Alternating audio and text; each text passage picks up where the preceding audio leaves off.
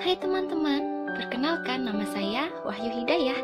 Di video kali ini kita akan berkenalan dengan salah satu tokoh psikologi humanistik. Beliau adalah Carl Rogers. Sebelum kita mengenal lebih jauh tentang beliau, yuk kita bahas sedikit tentang riwayat hidupnya. Beliau lahir di Oak, Illinois pada tanggal 8 Januari 1902 di sebuah daerah pinggiran Chicago, Amerika Serikat. Beliau mempelajari psikologi klinis di Columbia University dan menerima gelarnya pada tahun 1942. Buku pertamanya adalah Counseling and Psychotherapy. Pada tahun 1945, beliau diundang untuk mendirikan pusat konseling di University of Chicago.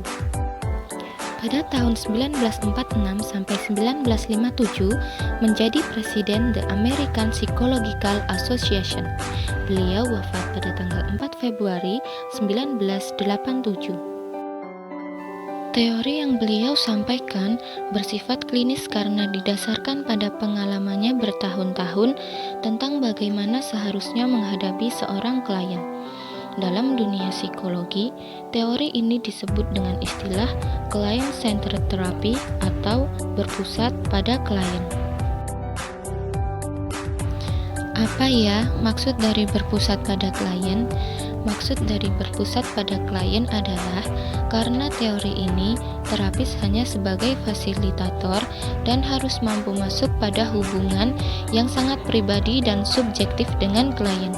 Yang hubungannya tersebut bukan seperti ilmuwan dengan objek penelitian, namun lebih pada antara pribadi dengan pribadi.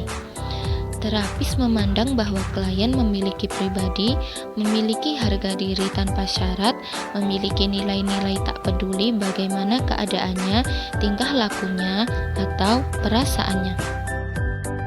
Yang selanjutnya, kita bahas tentang konsep kepribadian dari Carl Rogers. Yang pertama, tingkah laku manusia hanya dapat dipahami dari bagaimana dia memandang realita secara subjektif. Yang kedua, bahwa manusia mempunyai kemampuan untuk menentukan nasibnya sendiri. Yang ketiga, manusia itu bebas, rasional, utuh, mudah berubah, subjektif, heterostatis, dan sukar dipahami. Yang keempat, teori Rogers adalah memanusiakan manusia. Yang kelima, Rogers terkenal dengan terapi client-centered therapy atau berpusat pada klien. Teori kepribadian ada 3. Yang pertama, struktur kepribadian. Yang kedua, dinamika kepribadian. Dan yang ketiga adalah perkembangan kepribadian. Struktur kepribadian menurut Carl Rogers. Ada 3 konstruk yang menjadi dasar penting dalam teorinya. Yang pertama adalah organisme, yang kedua medan fenomena, dan yang terakhir adalah self atau diri. Konstruk yang pertama adalah organisme.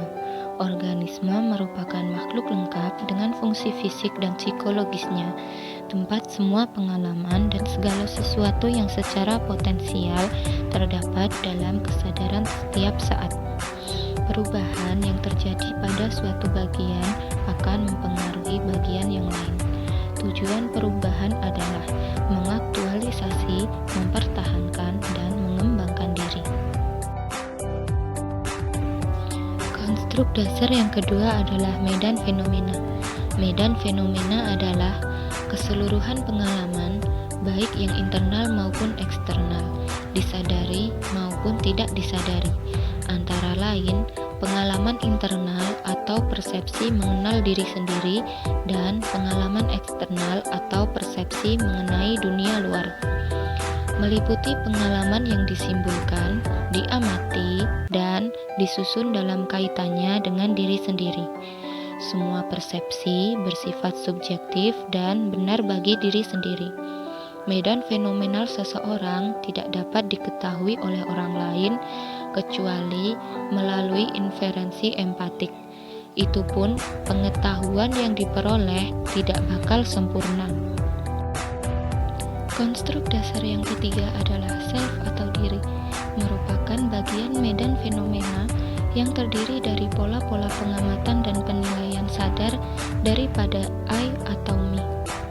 Self dikenal juga dengan konsep diri, yang merupakan gambaran mental tentang diri sendiri. Self atau diri dibagi menjadi dua. Yang pertama adalah real self, gambaran yang sebenarnya tentang dirinya sendiri. Yang kedua adalah ideal self, apa yang menjadi kesukaan, harapan, atau yang idealisasi tentang dirinya sendiri. Teori kepribadian yang kedua adalah dinamika perubahan. Manusia dimotivasi oleh kebutuhan untuk mengaktualisasikan, memelihara, dan meningkatkan kebutuhan dirinya yang meliputi fisik dan psikis. Teori kepribadian yang ketiga adalah perubahan perkembangan. Pada teori ini, beliau tertarik kepada cara orang lain, terutama orang tua, untuk menilai anak atau sikap dan perilaku orang tua, terutama ibu terhadap anak. Jika orang tua tidak mencurahkan positive regard atau penghargaan yang positif, maka kecenderungan bawaan anak untuk mengaktualisasikan dirinya menjadi terhambat.